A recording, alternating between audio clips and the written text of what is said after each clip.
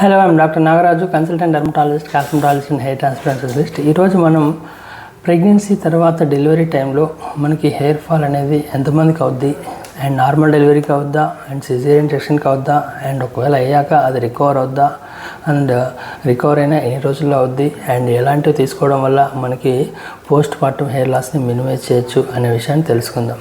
జనరల్గా ప్రెగ్నెన్సీలో oestrogen hormones వల్ల మనకి హెయిర్ అనేది బల్క్గా ఇంకా ఎక్కువ అనేది అవుతూ ఉంటుంది. సో ఆ తర్వాత మనకి డెలివరీ తర్వాత ఆ సర్జ్ అనేది తగ్గిపోవడం వల్ల విత్డ్రాల్ ఎఫెక్ట్కి, దాంతోపాటుగా సిజేరియన్ సెక్షన్లో కొంత ½ లీటర్ వరకు మనకి బ్లడ్ లాస్ ఉండడం వల్ల, మనకి హిమోగ్లోబిన్ తక్కువగా ఉండడం వల్ల, దాంతో పాటుగా థైరాయిడ్ చేంజెస్ ఉండడం వల్ల, దాంతోపాటుగా బ్రెస్ట్ ఫీడింగ్లో మనం తీసుకునే న్యూట్రిషన్లో కొంత పార్ట్ బేబీకి కూడా ట్రాన్స్ఫర్ కావడం వల్ల మనకి హెయిర్కి అనేది లీస్ట్ ఇంపార్టెంట్లో బడ్జెట్ కట్లో కొంతవరకు లాస్ అనేది ఉంటుంది. సో కాబట్టి పోస్ట్ పార్టమ్ తర్వాత good health, particularly iron, calcium, vitamin D and biotin supplements and omega supplements కాంబినేషన్లో తీసుకుంటే మనకి అట్లీస్ట్ 6 months తీసుకుంటే మనకి హెయిర్ ఫాల్ అనేది తక్కువగా ఉంటుంది.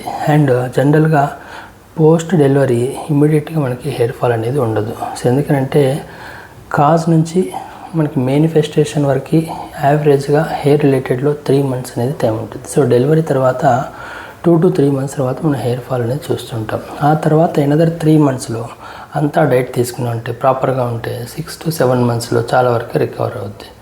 కానీ కొంతమందిలో సప్లిమెంట్ సరిగా తీసుకోరు, and also health and nutrition అంతా మెయింటైన్ చేయరు. దాంతోపాటుగా పోస్ట్ డెలివరీ న్యూ బేబీ ఉండడం వల్ల స్లీప్ డిస్టర్బెన్సెస్ ఉంటాయి. సో ఇవన్నీ కూడాను అక్యుములేట్ అయిపోయేసి ఒక్కొక్కసారి హెయిర్ ఫాల్ అనేది 1 year or 2 years అనేది ఉండే ఛాన్స్ ఉంటుంది. సో అటువంటప్పుడు కంపల్సరీగా post partum hair fall and hair loss more than 6 to 7 months ఉంటే కంపల్సరీగా you have to visit a dermatologist or trichologist. So దీనిలో మనకి ఇమీడియట్గా మనకి హెయిర్ ప్రొఫైల్ అనేది చూసుకొనేసి ఆ తర్వాత సప్లిమెంటేషన్ చేసేసి అప్పుడు మనం అనదర్ 3 to 6 monthsలో రికవర్ అనేది చేయవచ్చు. ఒకవేళ కనుక పోస్ట్ పార్టమ్ తర్వాత కొన్ని రకాలైనటువంటి స్పెసిఫిక్ హెయిర్ ఫాల్స్ ఎక్కువ ఛాన్స్ అనేది ఉంటుంది. సో దానిలో ఎందుకంటే sleep disturbances and nutritional deficiency ఉండడం వల్ల అలోపేషియా ఇన్సిడెంట్స్ కూడా కొంతవరకు కామన్. సో అటువంటి ఏమైనా ఉన్నా కూడా మనకు క్లారిటీగా ఐడియా అనేది వచ్చేస్తుంది. దానికి తగ్గట్టుగా damage control and also recovery అనేది మనం చేసుకోవచ్చు. సో చూశారు కదా, after post partum hair fall మనం ఎంత సివియర్గా ఉంటుంది అది కూడా మనం చూసుకోవాలి.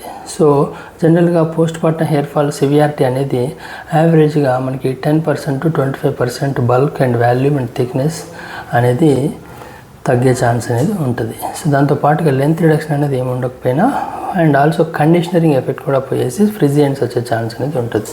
సో కాబట్టి nutritional supplementation is very important, particularly iron, calcium, D3 and also biotin and omega. So వీటి యొక్క ఫుడ్స్లో కూడా మనకి dates and dry fruits very ఎక్కువగా తీసుకోవాలి, and also as a supplement మోడ్లో కానీ తీసుకోవాలి తప్ప రీప్లేస్మెంట్ మోడ్లో తీసుకోకూడదు. అండ్ క్యాలరీ ఇంటేక్ కూడా మనకి యావరేజ్గా 1600 to 2200 calories పోస్ట్ ప్రెగ్నెన్సీ మనం తీసుకోవాలి. అలా తీసుకుంటేనే మనకి ప్రాపర్గా హెయిర్ హెల్త్ అనేది బాగా ఉంటుంది. సో చూసారు కదా, ఇంకేమైనా డౌట్స్ పోస్ట్ పార్టమ్ ఉంటే లెట్ మీ నో.